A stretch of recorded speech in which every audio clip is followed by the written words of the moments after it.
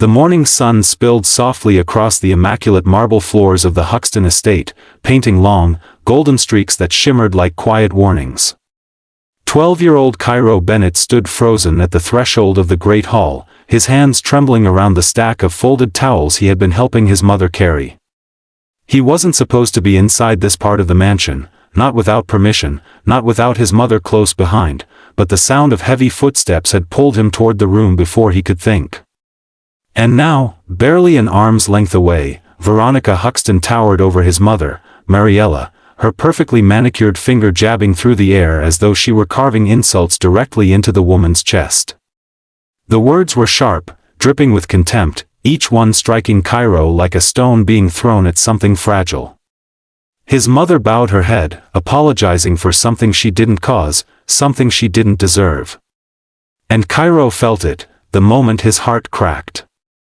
That was when he cried out, voice breaking, begging her to stop, begging the woman to stop hurting the one person who had ever loved him unconditionally. If you believe that kindness and second chances matter, please like, comment, share, and subscribe to Kindness Tales to support more powerful real-life inspired stories just like this one. Cairo had grown up watching his mother scrub houses she would never be able to afford, living in neighborhoods that wealthier people drove past but never through. Being black in spaces where no one else looked like him made him painfully familiar with feeling out of place, but nothing prepared him for the venom dripping from Veronica Huxton's voice that morning. The woman's anger wasn't sparked by dirt or a broken vase or any mistake at all, it was simply the sight of Cairo where she didn't want him. A child who wasn't supposed to exist in her perfect world.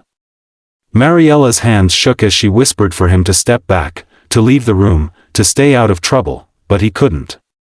He felt his chest fill with something hot and uncontrollable, a mixture of fear and love and injustice all tangled together. He begged Veronica to stop yelling, begged her to stop treating his mother like she was less than human. But the woman only turned her glare toward him, and for a moment the world seemed to tighten around his throat, every sound disappeared. Every thought collapsed. And all he could do was cry as his mother shielded him with her body, whispering that everything was fine, even though he knew it wasn't. Mariella had learned to swallow insults like they were part of the job, but this time they felt heavier, sharper, because her son had witnessed them. She had always tried to protect him from this side of her work. She had always tried to convince him that kindness still existed in people who held power. But now, watching her son tremble behind her, she felt a wound tear open inside her chest, one she wasn't sure she could ever heal. The estate belonged to Marcus Huxton, a self-made millionaire known for his privacy, generosity, and, ironically, his deep belief in treating people with dignity. But Marcus was away most days, juggling businesses across cities, rarely home before dusk.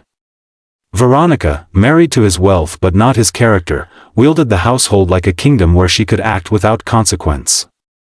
For months she had grown increasingly cold and demanding toward the staff, but this moment, this cruel eruption, felt like a final breaking point. As Veronica continued her tirade, the sound of tires crunching over gravel drifted in from outside. It was earlier than usual, and neither Mariella nor Cairo paid attention at first. But the sudden hush in Veronica's voice did. A shadow passed across the doorway as Marcus Huxton stepped inside the hall, his briefcase in hand and confusion flickering across his face. He saw Mariella hunched forward protectively. He saw Cairo's tear-stained cheeks. And he saw his wife standing with a twisted expression she quickly attempted to smooth away. Marcus had built his success on reading people, on understanding what others tried to hide. One look at the three of them and he knew something was terribly wrong. He asked what had happened, but Mariella shook her head insistently, trying to keep her job safe, trying to shield her son from further trouble. But Cairo's sobs gave everything away. The boy had always been quiet, always respectful whenever Marcus had seen him around the property, helping his mother with chores to make her long days a little easier. Seeing him cry, seeing him scared, sent a bolt of anger through Marcus that he struggled to contain. Veronica stammered excuses, claiming Mariella had allowed her son to roam freely, suggesting the child had touched valuable decorations, inventing chaos where there had been none. Marcus's jaw tensed. When he turned to Mariella and Cairo, his voice softened, asking for the truth. And in that moment, something inside Mariella broke. She didn't recount every insult, didn't expose the months of belittling, but she told him enough, how she had simply been doing her work, how Veronica had shouted at her without cause, and how Cairo had only stepped in because he was frightened for her. She said it with her eyes lowered, ashamed for reasons she shouldn't be, apologizing for simply existing in the wrong space at the wrong time. Marcus was silent for a long moment. Then something shifted in his expression: resolve, disappointment, heartbreak. Not at Mariella. Not at Cairo. But at the woman he had promised to trust, who had used the comfort of wealth to crush the dignity of someone who worked hard every day. That he walked to Cairo and placed a gentle hand on the boy's shoulder, telling him that no one, absolutely no one, had the right to speak to his mother that way. Cairo's tears slowed as he looked up, seeing kindness where moments earlier there had only been cruelty. And then Marcus turned to Veronica with an anger that was cold and controlled, the kind that frightened more than shouting ever could. He told her that cruelty would not live under his roof, not toward the staff and certainly not toward a child. Veronica's face shifted between shock and indignation, but Marcus didn't waver.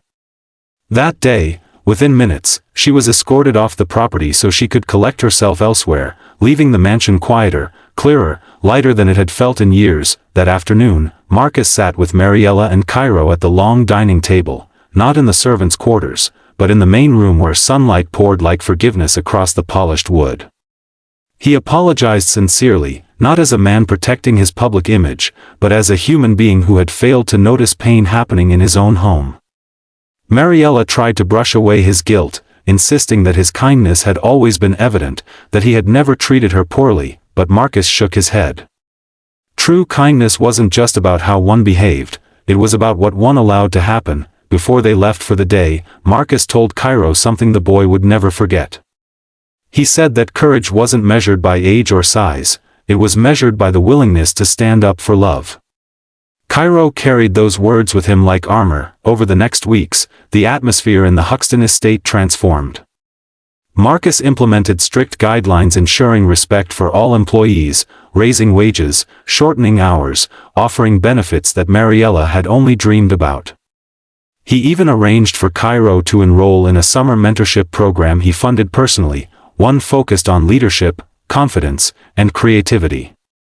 For the first time, Cairo felt seen not as the housecleaner's son, but as a young boy with potential far bigger than the world he'd been born into. Mariella watched her son flourish with a pride that made her eyes shine every time he accomplished something new.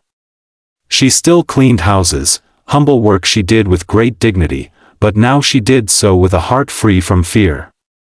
She knew that in at least one place, her worth was acknowledged, her voice respected, and her son's future valued. And Marcus, whose wealth had once built walls around his life, found himself opening doors instead, learning that the greatest measure of a person's character was how they treated those who could offer them nothing in return. There were still hard days.